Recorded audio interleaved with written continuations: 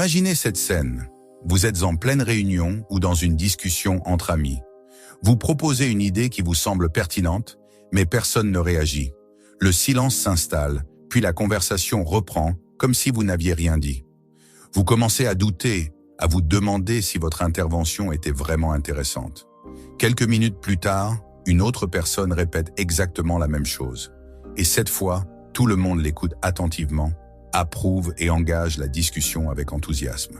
Vous restez là, un peu perplexe, à vous demander « Pourquoi moi, on ne m'écoute pas ?» Si cela vous est déjà arrivé, sachez que ce n'est pas un hasard. Le respect ne se donne pas automatiquement, il se construit, mais il peut aussi se perdre sans même qu'on s'en rende compte. Et c'est justement le problème. La plupart des gens pensent que le respect vient naturellement avec l'âge, l'expérience ou la position sociale. Mais en réalité, il repose sur des comportements précis qui inspirent la confiance et l'autorité. À l'inverse, certaines habitudes, parfois anodines, peuvent peu à peu diminuer votre crédibilité et faire en sorte que les autres ne vous prennent plus au sérieux. Et le pire, c'est que vous ne vous en rendez même pas compte. Que vous soyez au travail, en famille ou avec des amis, le respect que l'on vous porte joue un rôle essentiel dans vos relations et dans la manière dont on vous perçoit. Pourtant, sans le savoir, vous adoptez peut-être des attitudes qui poussent les autres à vous ignorer, à ne pas tenir compte de votre opinion ou même à ne plus vous considérer comme quelqu'un de fiable. Mais alors, comment savoir si vous avez ces mauvaises habitudes ? Et surtout, comment les corriger avant qu'elles ne vous fassent perdre encore plus de légitimité ? Dans cette vidéo, nous allons voir ensemble 7 habitudes qui vous font perdre le respect des autres et qui peuvent saboter votre influence sans même que vous ne le réalisiez. Prenez quelques minutes pour les découvrir, car comprendre ces erreurs, c'est déjà faire un grand pas vers le changement. La première chose qui peut vous faire perdre le respect des autres, c'est d'être trop gentil. Cela semble paradoxal, non ? Après tout, on nous dit souvent que la gentillesse est une vertu et que ceux qui sont généreux et serviables sont appréciés. Mais la vérité est que lorsque vous êtes toujours là pour rendre service, que vous dites oui à toutes les demandes et que vous cherchez à faire plaisir à tout le monde, vous risquez de créer une dynamique où les autres ne vous prennent plus vraiment au sérieux. Imaginez que vous soyez celui qui répond toujours présent, sans jamais poser de limites. Au début, tout semble aller pour le mieux. Vous vous sentez apprécié et vous avez l'impression que les gens vous respectent. Mais avec le temps, une réalité beaucoup moins agréable se fait jour. Vos idées sont ignorées, vos opinions sont reléguées au second plan. La raison en est simple. Quand vous êtes trop gentil et que vous dites oui à tout, vous perdez votre autorité. Les autres commencent à vous percevoir comme une personne facilement manipulable, toujours prête à satisfaire leurs besoins, mais pas comme quelqu'un de respecté pour ses convictions et ses idées. Vous devenez celui qu'on sollicite pour les petites tâches banales, mais jamais celui dont on recherche l'avis sur des sujets plus importants. C'est exactement ce qui m'est arrivé à une époque.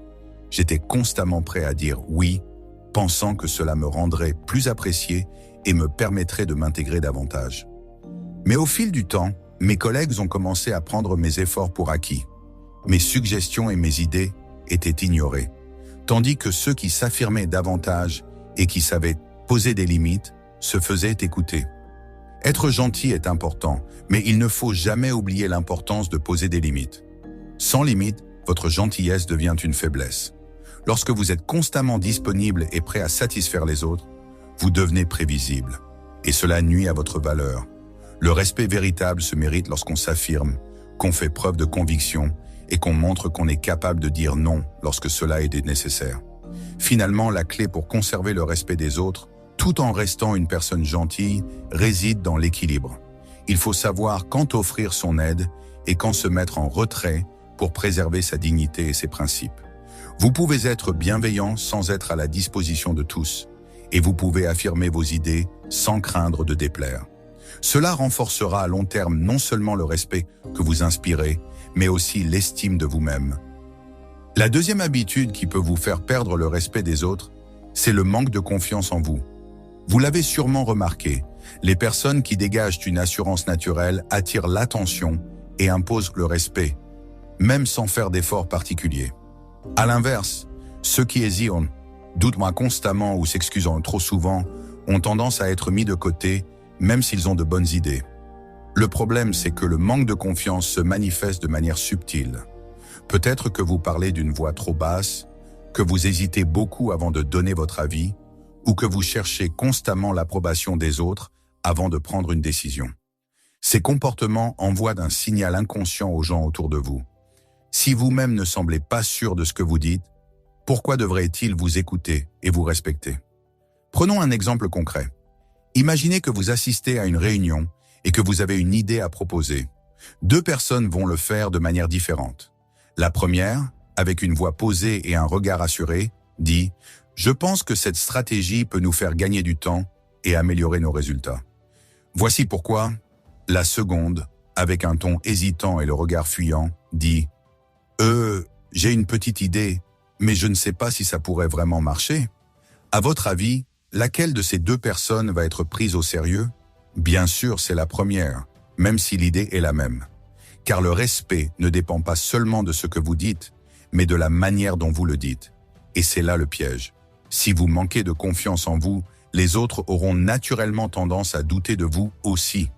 Ils percevront vos hésitations comme un manque de compétence ou d'autorité, et votre opinion perdra de la valeur à leurs yeux.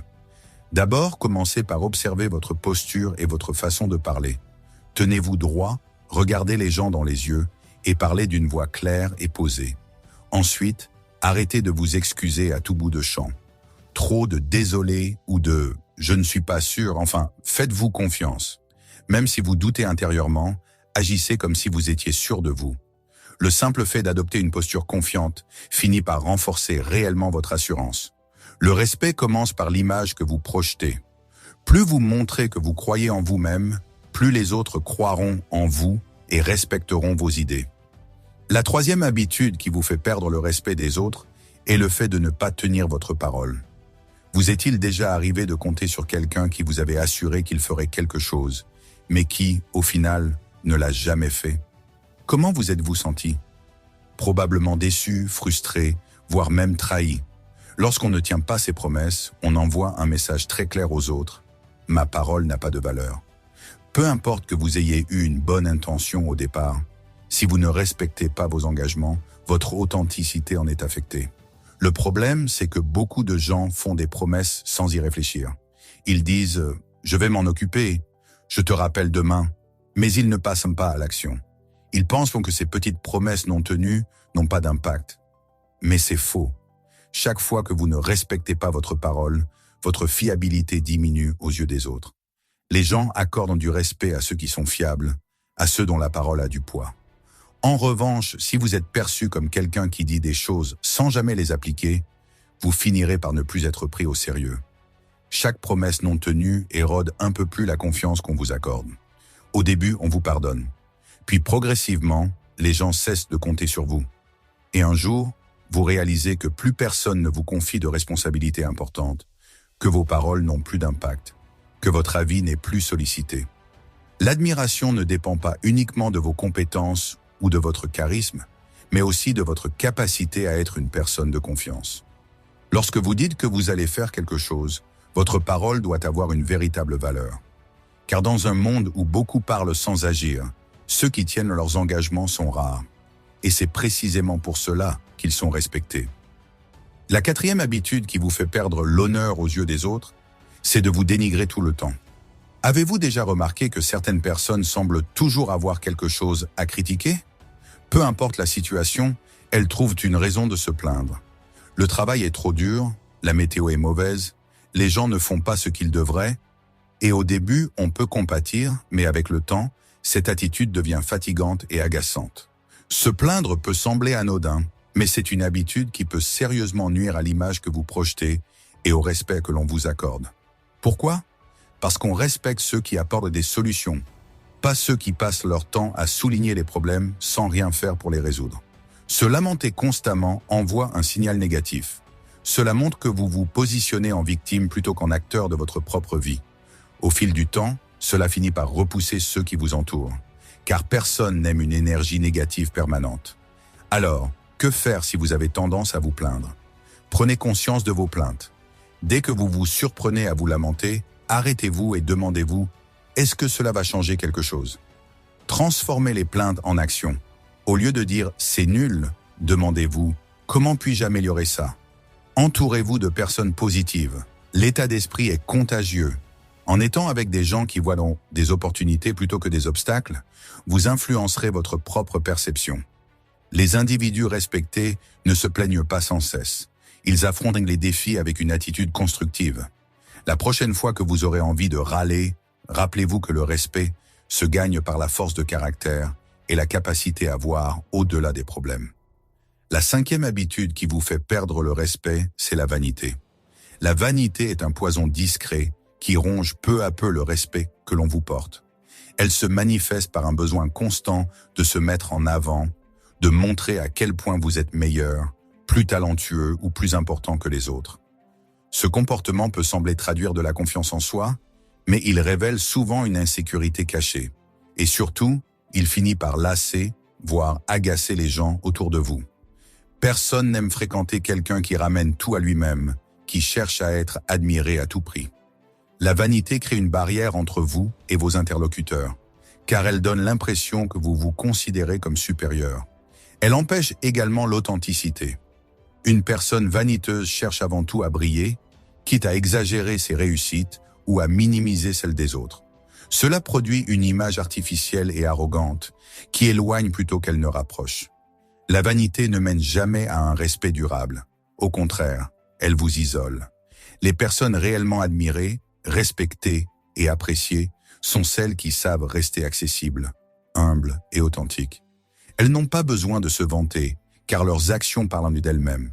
La véritable force réside dans la modestie et la véritable admiration se gagne par la sincérité. La 6e habitude qui vous fait perdre le respect des autres, c'est la médisance. La médisance consiste à parler mal des gens dans leur dos, à répandre des rumeurs ou à critiquer des personnes absentes.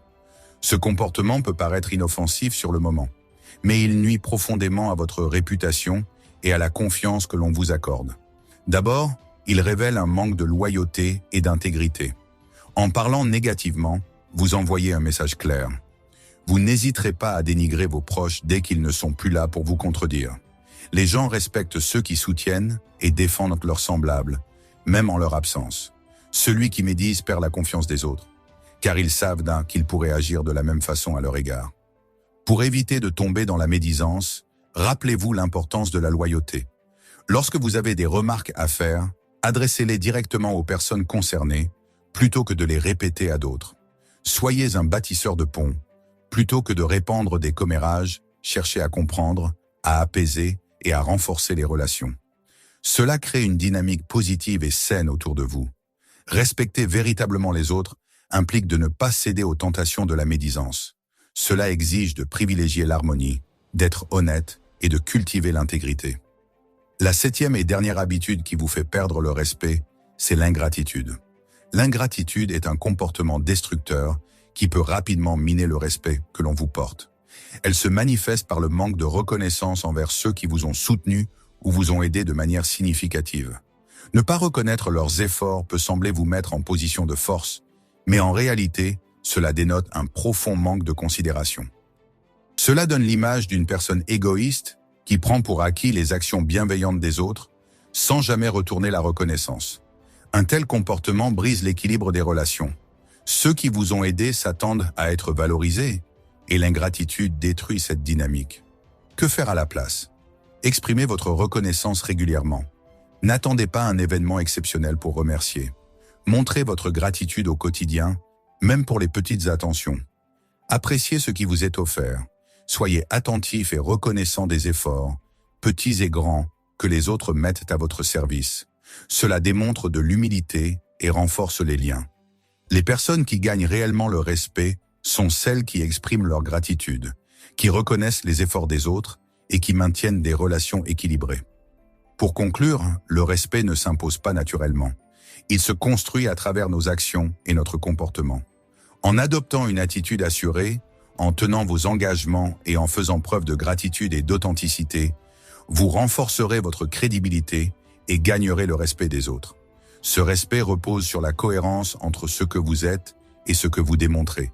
Et c'est cette harmonie qui fait toute la différence dans vos relations. Merci d'avoir regardé cette vidéo jusqu'à la fin. On se dit à très bientôt pour de nouvelles vidéos, et comme toujours, ensemble, faisons grandir nos rêves.